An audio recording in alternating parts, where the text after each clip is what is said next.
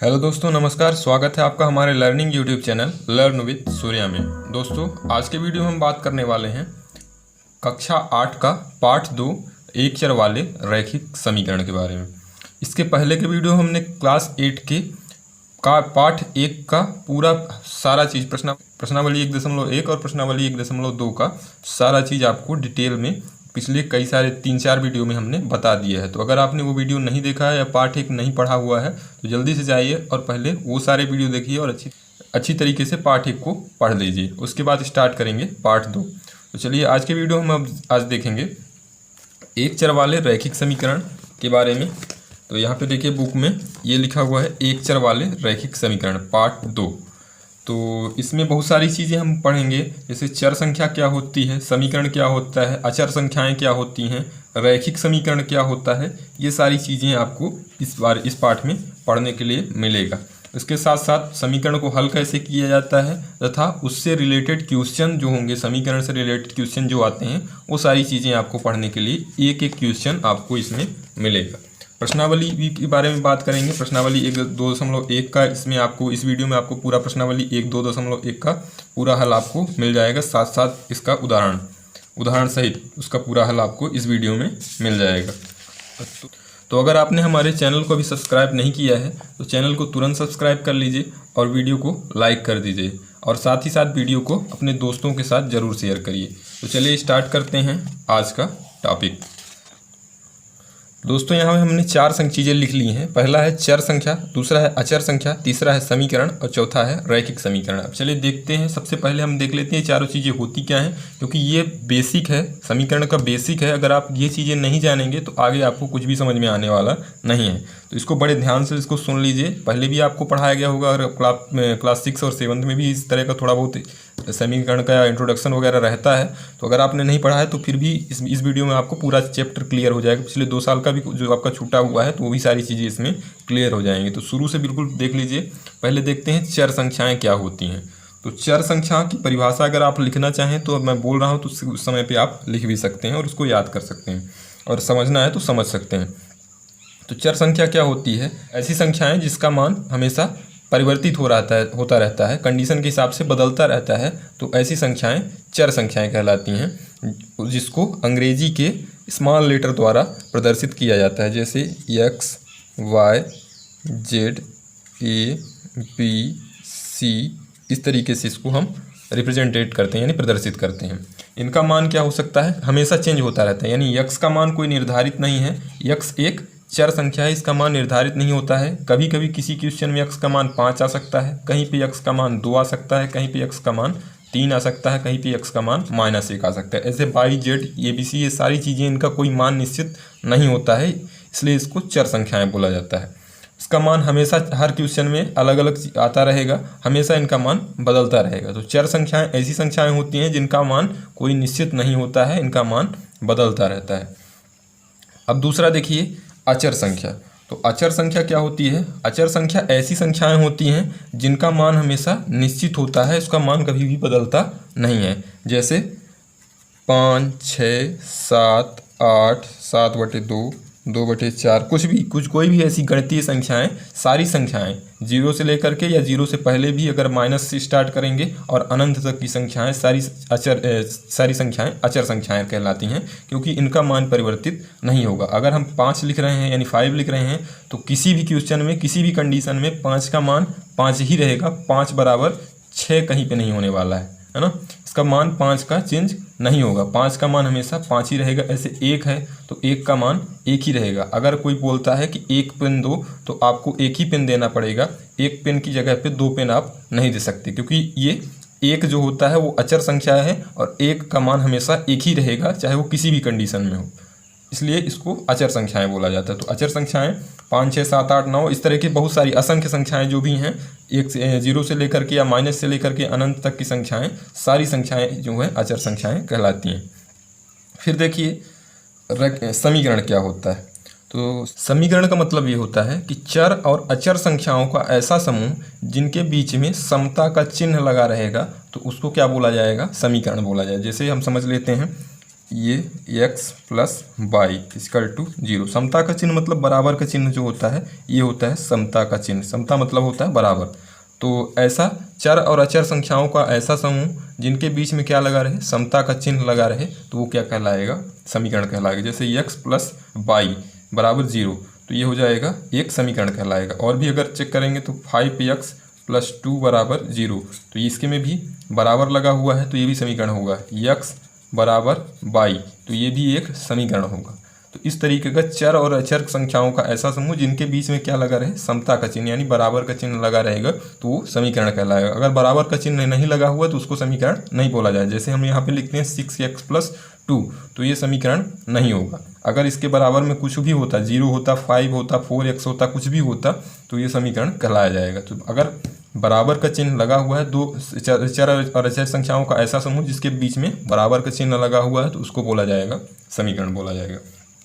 अब देखिए रैखिक समीकरण, जैसा कि पाठ में लिखा हुआ है, पाठ का जो शीर्षक ही है यानी हेडिंग जो है एक चर वाले रैखिक समीकरण है। तो रैखिक समीकरण क्या होता है, तो रैखिक समीकरण होता है ऐसा समीकरण जिसमें चर की अधिकतम घात 1 होगी। चर की अधिकतम घात 1 होगी तो क्या बोला जाएगा, रैखिक रैखिक समीकरण उसको बोला जाएगा। जैसे हम यहाँ पे लिखते हैं 6x प्लस 2 बराबर 0। अब यहाँ पे देखिएगा तो यहाँ पे चर संख्या क्या है और अचर संख्या, इसके बारे में भी हमको बता दिया गया है। तो यहाँ पे 6 देखेंगे तो 6 एक अचर संख्या है, लेकिन x जो है ये क्या है, चर संख्या है। तो चर की x की घात यहाँ पे अगर देखेंगे तो x की घात यहाँ पे 1 मानी, चूँकि किसी संख्या में अगर यहाँ पे देखेंगे 6 लिखा हुआ है तो 6 में कोई घात यहाँ पे लिखी जाती है हमेशा ऊपर। तो अगर कोई भी घात नहीं लगी तो उसको ऑलरेडी 1 माना जाता है। तो यहाँ पे देखेंगे तो x की घात कुछ नहीं लिखा हुआ है, इसलिए इसको x की घात क्या माना जाएगा, 1 माना जाएगा। तो ऐसा समीकरण जिस जेड हो उसकी घात क्या होनी चाहिए, 1 है, तो उसको क्या बोला जाएगा, रैखिक समीकरण बोला जाएगा। तो ये एक है 6x प्लस 2 बराबर 0, एक रैखिक समीकरण है। जैसे और भी हम लिख सकते हैं, जैसे 7y बराबर 0, तो ये भी क्या है, एक रैखिक समीकरण है। क्यों है, क्योंकि इसमें चर संख्या y है और y की घात क्या है, यहाँ पे 1 है। कुछ नहीं लिखा हुआ है तो मतलब वहाँ पे घात 1 मानी जाती है। तो ये हो जाएगा रैखिक समीकरण। तो परिभाषा अगर आप लिखना चाहें तो रैखिक समीकरण की परिभाषा ये होती है कि ऐसा समीकरण जिसमें चर की अधिकतम घात 1 होगी तो रैखिक समीकरण कहलाता है। तो ये हो गया आपका 4 टॉपिक क्लियर हो गए। इसको पढ़ना बहुत ज़रूरी है, क्योंकि अगर आप ये नहीं समझेंगे तो फिर आगे का कुछ क्वेश्चन कुछ भी समझ में आने वाला नहीं है। तो ये 4 चीज़ें समझ लीजिए, चर संख्या, अचर संख्या, समीकरण और रैखिक समीकरण। अब चलिए बढ़ते हैं आगे। अब एक चीज़ और आपको यहाँ पे पढ़ना पड़ेगा। जैसे आप पाठ के शीर्षक में देखेंगे तो यहाँ पे लिखा हुआ एक चर वाले रैखिक समीकरण, एक चर वाले रैखिक समीकरण। तो अब देख लीजिए एक चर वाला रैखिक समीकरण क्या होता है। तो दोस्तों एक चर वाला रैखिक समीकरण क्या होता है, जैसा कि नाम से ही आप देख रहे होंगे एक चर वाला रैखिक समीकरण। रैखिक समीकरण भी आपको बता दिया गया है जिसमें एक चर हो। एक रैखिक समीकरण मतलब ये चर की घात क्या होती है, 1 होती है। जैसे हम यहाँ पे लिखेंगे 7x प्लस 3 बराबर 0, तो ये रैखिक समीकरण है क्योंकि इसमें x की अधिकतम यानी चर संख्या की अधिकतम घात क्या है, 1 है, इसलिए ये बोला जाएगा रैखिक समीकरण। अब एक चर वाला क्यों है, क्योंकि इसमें चर भी एक ही है यानी x ही है, x के अलावा कोई चर नहीं है, इसलिए ये जो समीकरण है उसको ये क्या बोला जाएगा, एक चर वाला रैखिक समीकरण। अब देख लीजिए कि एक चर वाला कौन सा नहीं होता, एक चर वाला। जैसे हम यहाँ पे लिखेंगे 7y प्लस 2x बराबर 0, तो यहाँ पे अगर आप देखेंगे तो y भी है x भी है यानी 2 चर हैं, ठीक है। यहाँ पे y है, एक चर y हो गया और एक चर x हो गया, तो ये 2 चर वाला रैखिक समीकरण हो जाएगा, एक चर वाला नहीं होगा, क्योंकि इसमें y चर है अलग है और x चर अलग है, यानी 2 चर इसमें है, इसलिए ये 2 चर वाला होगा। और ये क्या है, x एक ही चर वाला है, पहला वाला 7x प्लस 3, ये इसमें सिर्फ x बस है, इसलिए एक चर वाला रैखिक समीकरण इसको बोला जाएगा। तो उम्मीद है इतना आपको समझ में आ गया होगा। अब चलते हैं आगे। तो दोस्तों आप देखिएगा क्वेश्चन प्रश्नावली 2.1 है।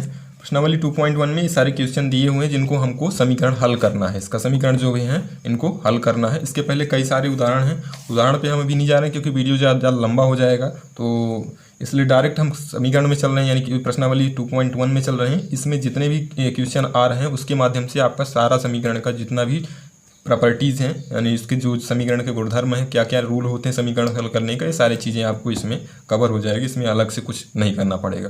2 तरीके होते हैं समीकरण हल करने का, दोनों का तरीका इस वीडियो में आपको बताया जाएगा। आपको जो अच्छा लगेगा उसके हिसाब से आप कर सकते हैं। अब देखिए प्रश्नावली 2.1 का हमने पहला वाला क्वेश्चन ले लिया है। क्वेश्चन है x माइनस 2 इक्वल टू 7।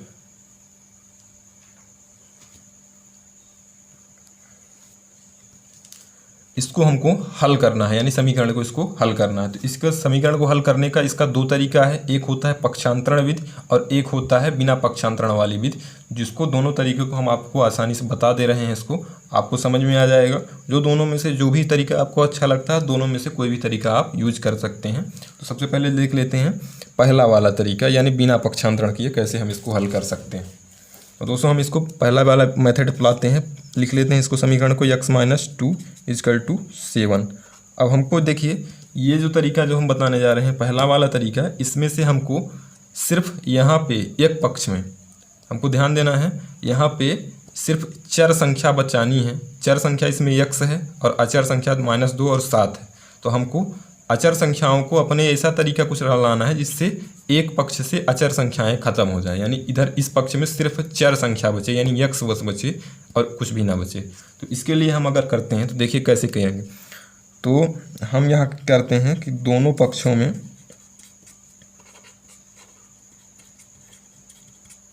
दो जोड़ने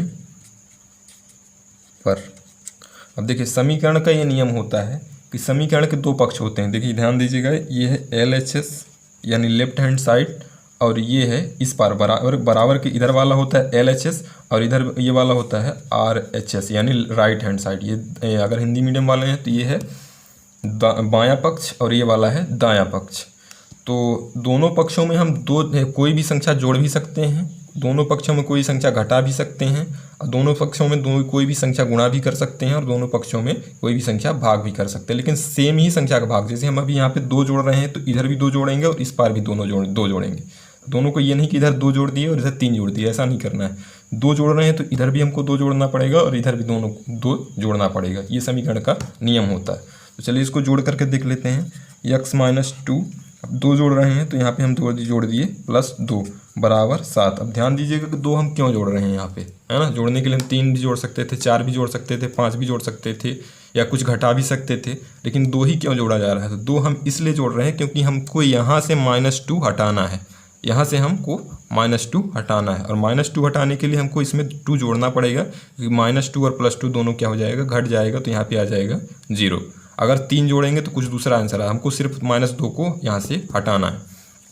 तो यहाँ पे हम +2 जोड़ दिए हैं, तो इस पक्ष में भी हमको क्या करना पड़ेगा, 2 जोड़ना पड़ेगा। तो यहाँ पे हम 2 जोड़ देते हैं। अब देखिए ये चिन्ह आपको लगाना पड़ेगा। समीकरण जब भी हल करिएगा तो ये चिन्ह आपको शुरू में लगाना पड़ेगा हर स्टेप के बाद में। तो x, अब यहाँ पे -2 है, ये +2 है, तो -2 और प्लस दोनों 2 क्या हो जाएंगे, घट जाएंगे, यानी कट भी सकते हैं, घट भी सकते हैं। घट ऐसे जाएगा कि -2 बराबर हो जाएगा 0। 2 में से 2 घटाएंगे 0 आ जाएगा। अब इधर पक्ष का हल करेंगे तो 7 में 2 जोड़ेंगे तो ये हो जाएगा 9, और यही क्या हो जाएगा, समीकरण का हल। हमको समीकरण हल कैसे करना है कि जो भी चर रहेगा उसका मान निकालना है। तो यहाँ पे x चर संख्या क्या थी, x थी, x का मान क्या आ गया, 9। ये समीकरण हल हो गया। तो ये हो गई एक मेथड। अब इसको दूसरी मेथड से कैसे करते हैं, पक्षांतरण विधि से। ध्यान दीजिएगा पक्षांतरण विधि से इसको कैसे किया जाएगा। तो चलिए देख लेते हैं, क्वेश्चन को हम लिख लेते हैं। वही सी क्वेश्चन है, ये पहला वाला मेथड है, दूसरा वाला मेथड यानी पक्षांतरण वाला है। तो x माइनस 2 और 7। अब देखिए पक्षांतरण मेथड थोड़ा सा इजी होता है, थोड़ा दिमाग बस आपको लगाना है, कुछ रूल से याद करने हैं, तो उसके बाद आपसे बड़े आराम से इसको बन जाएगा। लेकिन इजी होता है और जल्द करने में भी बहुत जल्दी किया जा सकता है। तो आप देखेंगे, अब इसको हल करेंगे, आगे अगला स्टेप करेंगे तो हम इसको क्या कर देंगे, पक्षांतर कर देंगे किसका। अब ये इसमें भी है कि एक पक्ष में बराबर के एक तरफ सिर्फ चर संख्या रखनी है और बराबर के दूसरी तरफ सारी अचर संख्याएँ कर देंगे। तो हम इसको अगर हल करते हैं तो ये हो जाएगा 7 - 2, 7 + 2। अब सोचिए आप यहाँ पे -2 था तो इस पार +2 कैसे आ गया। तो यहाँ पे हम क्या किए हैं, -2 का पक्षांतरण करने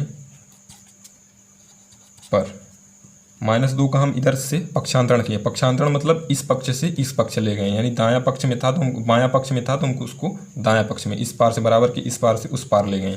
अब जब पक्षांतरण करने का भी नियम होता है, ध्यान से इसको देख लीजिए कि क्या नियम होता है। किसी भी संख्या को पक्षांतरण करेंगे तो क्या होगा। तो जैसे हम यहाँ पे कर रहे हैं -2 का पक्षांतरण इस पार से उस पार ले जाना है, तो अगर -2 है, संख्या माइनस में है तो इधर जाएगी तो वो क्या हो जाएगी, +2 हो जाएगी। ठीक है, अगर माइनस में है, अगर पक्षांतरण कर रहे हैं इस पार से इस पार ले जा रहे हैं तो संख्या इधर माइनस में है तो इधर जाके क्या हो जाएगी, प्लस में हो जाएगी, यानी इधर घटने वाली रहेगी तो इधर जाके क्या हो जाएगी, दूसरी वाली संख्या के साथ जुड़ जाएगी। यही अगर उल्टा है, अगर हम इसको प्लस में है, इस पार प्लस में है और प्लस से इस पार ला रहे हैं तो क्या हो जाएगा, माइनस हो जाएगा। इधर प्लस दूर था तो अगर इस पार लाने की जरूरत पड़ रही तो इधर क्या हो जाएगा, माइनस हो जाएगा। अगर मान लीजिए इधर +4 है और हमको पक्षांतरण करना है उस पार, तो उधर जा कर के क्या हो जाएगा, -4 हो जाएगा। सेम इसी का उल्टा, अगर माइनस इधर है, -4 है तो इस पार लाएंगे तो क्या हो जाएगा, +4 हो जाएगा। अगर यहाँ पे 5 × x है तो अगर हम 5 और बराबर 4 है तो अगर इधर आप ध्यान दीजिएगा गुणा में है, अगर 5 क्या है यहाँ पे x के साथ में गुणा में है, तो जब इस पार जाएगा पक्षांतरण अगर हम करते हैं 5 का, तो अगर इधर गुणा में रहेगा तो इधर जा कर के क्या हो जाएगा, बटे में यानी भाग में हो जाएगा।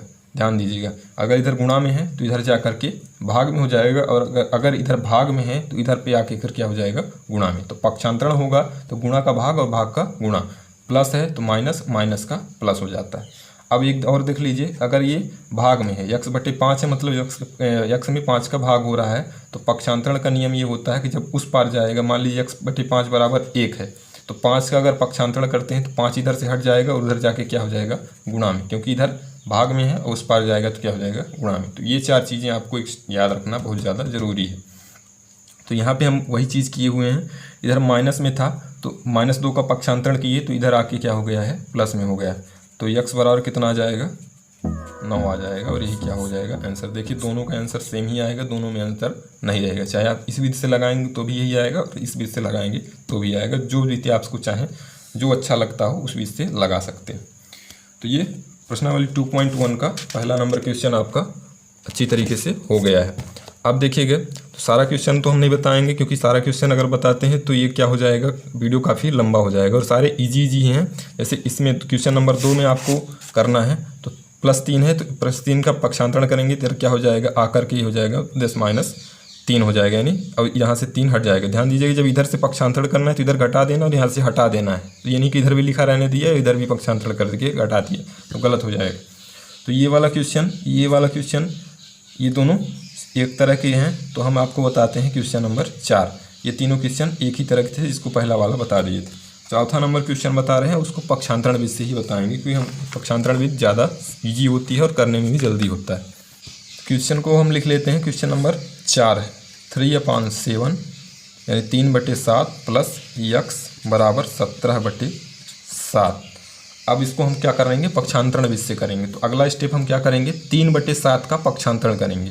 तो 3/7 का पक्षांतरण करने पर, अगर आप इसको लिखते हैं तो ज़्यादा अच्छा रहेगा, नहीं लिखेंगे तो भी चल जाएगा, लेकिन ये इसको जहाँ पे जो भी स्टेप आप कर रहे हैं तो उसको ऊपर लिख देंगे तो ज़्यादा अच्छा रहेगा।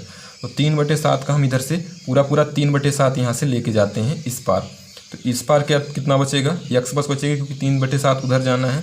तो इधर 17/7 तो पहले से ही था। अब ध्यान दीजिएगा, 3/7 जो है वो क्या है, इसके आगे कुछ नहीं लिखा है, मतलब इसके आगे क्या लिखा हुआ है, प्लस है। अगर किसी संख्या के आगे कोई संख्या लिखी हुई है, इसके आगे माइनस नहीं लिखा हुआ, तो ऑलरेडी इसको क्या माना जाएगा, प्लस माना जाएगा। तो x बराबर 17/7 है, तो पक्षांतरण करेंगे तो 3/7 का इधर प्लस में था तो इधर आ जाएगा माइनस में 3/7।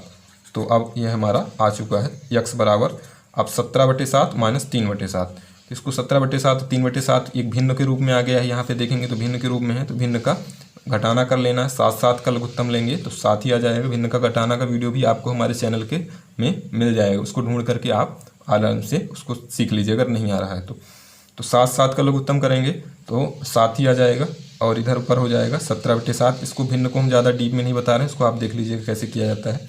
तो ये हो जाएगा x बराबर 17 में से 3 गया तो 14 बचेगा, 14/7, 7 × 7, 7 दूनी 14, यानी तो कट गया। तो x बराबर कितना बचा, 2। यही क्या हो जाएगा, इसका आंसर हो जाएगा। तो पक्षांतरण करना है ऐसे, ध्यान दीजिएगा। इसको फिर से एक बार देख लिए कैसे किए हैं। 3/7 को हम पूरा पक्षांतरण कर दिए, इधर प्लस में था तो इधर आके क्या होगा 17/7 का माइनस में भी बताएं कैसे पक्षांतरण होता है, इसका नियम यहाँ पे बता दिए हैं। तो 17/7, उसके बाद वैसे ही भिन्न हल कर लिए, जो आया तो उसको काट दिए, x बराबर कितना आ गया 2। तो ये क्वेश्चन नंबर 4 भी कंप्लीट हो गया। क्वेश्चन नंबर 5 भी देख लीजिए जल्दी से कैसे किया जाएगा। 6x बराबर 12। अब यहाँ पे देखेंगे 6x लिखा है, 6x का मतलब क्या है कि अगर कहीं पे 5x लिखा हुआ है मतलब 5 गुणे x माना जाएगा, 5 में x का गुणा है। ऐसे 6x लिखा हुआ है मतलब 6 में x का गुणा है। तो हमको क्या करेंगे, 6 का पक्षांतरण करेंगे। यहाँ पे लिख सकते हैं 6 का पक्षांतरण करने पर 6 का पक्षांतरण करेंगे। इधर 12 है तो 12 वैसे ही रहेगा, 6 इधर गुणा में है। तभी बताया गया था कि जब कोई भी संख्या गुणा में रहेगी तो उस पार जाएगी तो भाग में आ जाएगी, यानी बटे में आ जाएगी। तो 6 इधर भाग में है तो गुणा में है, तो इधर जाकर के क्या हो जाएगा भाग में।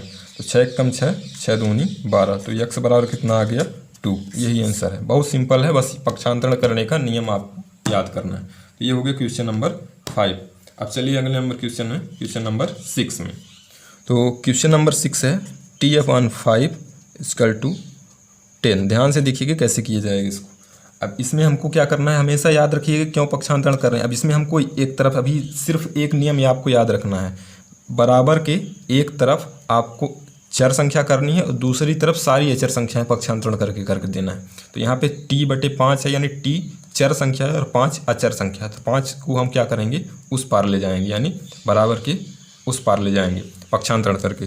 तो 5 का पक्षांतरण करने पर इसको लिख देंगे तो ज़्यादा अच्छा रहता है। तो t कितना हो जाएगा, इधर 10 था तो 10 ही रहेगा, 10 को कोई चेंज नहीं होगा, 10 जैसा था वैसे ही रहेगा। 5 का हमको करना है पक्षांतरण, तो 5 इधर ध्यान दीजिएगा भाग में है, t/5 मतलब t में से 5 का भाग हो रहा है, ठीक है ना। t/5 का मतलब क्या हो रहा है, t में 5 का भाग है। तो भाग है तो पक्षांतरण करेंगे तो उस पार जाकर के क्या हो जाएगा गुणा में हो जाएगा। ध्यान दीजिएगा जब भाग में रहेगा तो उस पार जाएगा, पक्षांतरण करेंगे तो गुणा हो जाएगा।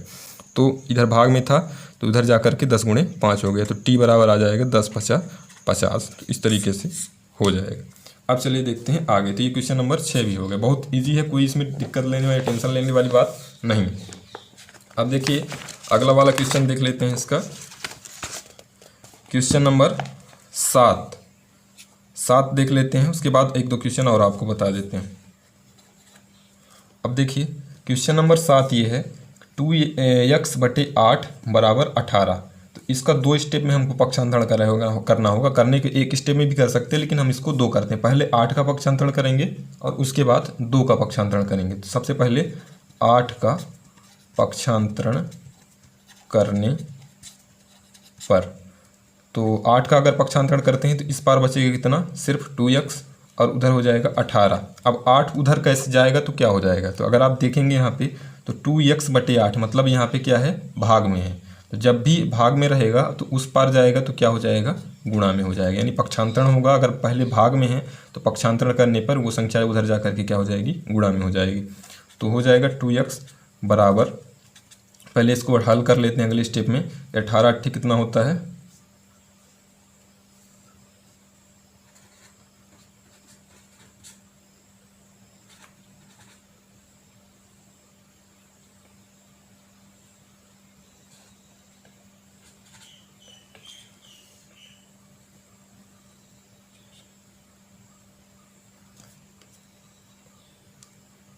144। तो 144 आ गया है। अब हम अगले यहाँ पे 2x बराबर 144 आ चुका है, तो इसको अगले स्टेप में हमको क्या करना है 2 का पक्षांतरण, क्योंकि हमको बराबर के इस पार सिर्फ x बस बचाना है, बाकी सारी संख्याओं को उस पार पक्षांतरण कर देना है। तो x अब 2 का पक्षांतरण करेंगे, यानी 2 का पक्षांतरण करने पर 2 का पक्षांतरण करेंगे तो x बचेगा इधर और उधर क्या हो जाएगा 144/2। क्यों हो गया, क्योंकि ये 2 इधर गुणा में था, 2x था मतलब x में 2 का गुणा था, तो गुणा था तो उस पार जाएगा तो क्या हो जाएगा भाग में हो जाएगा। तो भाग में हो गया, काट देंगे, 2 × 2 = 2, 7 = 14 और 2 दूनी 4, यानी x बराबर कितना आ जाएगा 72। और यही क्या हो जाएगा आंसर। इसको 2 स्टेप में पक्षांतरण किए हुए हैं, ध्यान दीजिएगा। इसको 2 स्टेप में पक्षांतरण किए हुए हैं, पहले 8 का पक्षांतरण किए यहाँ पे, तो इतना आ गया, और फिर उसके बाद 2 का पक्षांतरण करेंगे। जितनी भी संख्याएं रहेंगी सबको, सिर्फ चर संख्या को छोड़ करके बाकी सारी संख्याओं को हमको उस पार ले जाना है, यानी पक्षांतरण कर देना है उसका। तो ये हो गया क्वेश्चन नंबर 7। अब आगे देखिए, तो अब एक आध क्वेश्चन और आपको हम बता देते हैं इसमें से। एक क्वेश्चन नंबर 12 बता देते हैं और क्वेश्चन नंबर 11 बता देते हैं। उसके बाद जो क्वेश्चन छूटेगा उसको आपको अपने से करना है, और उसका जो आंसर आएगा उसको आपको कमेंट में करना है, कमेंट में डालना है इसको। तो क्वेश्चन है ये 17 + 6 बराबर 9, ये है 11 नंबर क्वेश्चन, यानी 11 नंबर का क्वेश्चन है ये। इसको कैसे किया जाएगा देख लीजिए इसको। तो हम सबसे पहले देखेंगे, तो इसमें 2 चीज़ें हैं, एक 6 है और एक क्या है 17 है। 6 और 17 दोनों का हमको क्या करना है, पक्षांतरण करना है। तो सबसे पहले 17 का पक्षांतरण करते हैं। तो 17 का पक्षांतरण करने पर तो कितना हो जाएगा, अगर 17 का पक्षांतरण करेंगे तो इधर बचेगा कितना 6p, और उधर रहेगा 9 तो पहले से था तो वो रहेगा ही, और 17 ध्यान दीजिएगा इधर 17 प्लस में है। इसके प्लस में कैसे है कि मतलब 17 के आगे क्या है, कौन सा चिन्ह है, कोई भी चिन्ह नहीं है। तो कोई चिन्ह नहीं होता तो वहाँ पे क्या माना जाता है, प्लस माना जाता है। तो प्लस में है तो उधर जाएगा तो क्या हो जाएगा, माइनस में हो जाएगा। ठीक है, इधर प्लस में था उधर जाएगा तो माइनस में। तो अगला स्टेप पहले इसको हल कर लेते हैं अच्छी तरीके से। 9 में से 17 घटा देते हैं, तो देखेंगे 9 में से 17 घटाना है, तो 9 में से 17 तो घटेगा नहीं, 17 में से 9 घटाना पड़ेगा, तो आ जाएगा 8 और चिन्ह आएगा माइनस के, क्योंकि हमेशा प्लस और माइनस, जब भी कभी प्लस और माइनस रहेगा तो संख्याएं क्या हो जाएंगी, घट जाएंगी, और चिन्ह क्या आएगा, बड़ी वाली संख्या का। तो यहाँ पे क्या है 9 और 17 है, तो 17 में से 2 9 घट गया, लेकिन चिन्ह क्या आएगा 17 का, क्योंकि 17 क्या है, बड़ा है, प्लस चिन्ह इसमें नहीं आएगा। तो इतना हम कर दिए। अब आगे देखेंगे तो हमको करना है क्या, अगले स्टेप में 6 का पक्षांतरण करना है।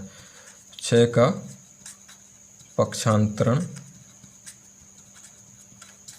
करने पर 6 का पक्षांतरण करेंगे तो इधर बचेगा p और उधर हो जाएगा -8, तो पहले से था 6 p है 6p है। 6p का मतलब क्या है कि 6 का p में गुणा है, p तो इधर इस पार आएगा तो क्या हो जाएगा 6 का 8 में 6 का भाग हो जाएगा। अब इसको देखेंगे तो कट रहा है, 2 से काटेंगे तो 2 3 6 और 2 चौको 8, यानी p बराबर कितना आ गया है 4/3। यही क्या हो जाएगा, आंसर हो जाएगा, p का मान 4/3 आ जाएगा। अब इसके बाद देख लेते हैं क्वेश्चन नंबर 12। तो क्वेश्चन नंबर 12 है x/3 + 1 बराबर 7/15, ये है क्वेश्चन हमारा। अब इसको कैसे हल किया जाएगा, तो इसमें भी देखेंगे तो एक तो 3 का पक्षांतरण हमको करना पड़ेगा और एक 1 का पक्षांतरण करना पड़ेगा। 2 चीज़ों का पक्षांतरण हमको करना है। तो सबसे पहले हम करते हैं किसका, 1 का पक्षांतरण। यहाँ पे लिख देंगे 1 का पक्षांतरण करने पर। तो 1 का पक्षांतरण करेंगे तो इस पक्ष में बचेगा सिर्फ x/3, और इधर हो जाएगा 7/15 था तो वैसे ही रहेगा, -1 आ जाएगा। अब इसको पहले हल कर लीजिए x/3। अगले स्टेप में हमको क्या करना है, इसको हल कर लेना पहले इसका भिन्न, यानी 7/15 में से 1 घटा देना। तो 1/1 माना जा सकता है, इसका लघुत्तम आ जाएगा कितना 15। अब इधर हल करेंगे तो 7 आ जाएगा और 7/-15 आ जाएगा। भिन्न का घटाना है, ये समझ में नहीं आ रहा है तो इसके लिए भिन्न का घटाना आप पहले से इसको सीख लीजिए। तो x/3 आ गया। अब इसको हल करेंगे तो 7 में से 8 घटा दिए तो कितना आ जाएगा आपका -8/15, ये आ चुका है। अब इसको और आगे हल कर लीजिए, चलिए देखें कैसे इसको हल किया जाएगा। तो हमारा आ चुका है यहाँ पे x/3 बराबर -8/15। अब इसके आगे क्या हो जाएगा कि अब 3 का पक्षांतरण हमको उस पार करना है, तो 3 का पक्षांतरण करने पर 3 का पक्षांतरण करेंगे तो यहाँ पे इस पक्ष में कितना बचेगा, सिर्फ x बचेगा, और उस पक्ष में हो जाएगा कितना 3। इधर देखेंगे तो x/3 यानी 3 का क्या है, भाग है, तो उस पार जाएगा तो क्या हो जाएगा, गुणा हो जाएगा, तो -8/15 × 3 हो जाएगा। ठीक है, अब इसको गुणा 3 में है, 3/1 ऐसा माना जा सकता है। अब अगर काटेंगे तो 3 × 3 3 × 15, तो x बराबर कितना आ जाएगा -8/5। ये हो जाएगा इसका हल। तो इस तरीके से आपको करना है। ज़्यादातर आपको ध्यान रखना है कि कैसे पक्षांतरण करना है। पक्षांतरण करने का नियम क्या होता है, यानी प्लस रहता है तो उस पर माइनस हो जाएगा, माइनस रहेगा तो प्लस में हो जाएगा पक्षांतरण करने पर, गुणा रहेगा तो उधर हो जाएगा तो भाग में हो जाएगा, और भाग रहेगा तो क्या हो जाएगा, गुणा में हो जाएगा। तो एक आपको याद रखना है, बाकी ज़्यादा कठिन नहीं है, बिल्कुल ईजी है। तो उम्मीद है ये आपको पूरा समझ में आ गया होगा। एक दो क्वेश्चन इस प्रश्नावली के, एक दो क्वेश्चन छूट गए हैं जो इजी वाले हैं, बाकी सारे तो मैंने बता दिए हैं। तो इजी वाले जो क्वेश्चन है उसको आप अपने से करिएगा, प्रैक्टिस करिए, और सारे क्वेश्चन एक बार अपने से प्रैक्टिस कर लीजिए। प्रश्नावली 2.1 आपका पूरी अच्छी तरीके से खत्म हो चुका है और समीकरण भी आपको समझ में आ गया होगा। तो इसके आगे प्रश्नावली 2.2 को अगले वाले वीडियो में बताएंगे। जो भी चीज़ें होंगी सारी चीज़ें हैं, इसमें क्वेश्चन हल करना है यानी, तो इसको सारा चीज़ें आपको अगले वाले वीडियो में मिलेगा। और पिछला वाली वीडियो आप सारा देख लीजिए अगर आपने नहीं देखा है, और उम्मीद है कि ये सारी चीज़ें आपको समझ में आ गई होंगी। अगर वीडियो आपको अच्छा लगा तो वीडियो को लाइक कर दीजिए और चैनल को हमारे सब्सक्राइब कर लीजिए, और इस वीडियो को शेयर कर दीजिए। धन्यवाद।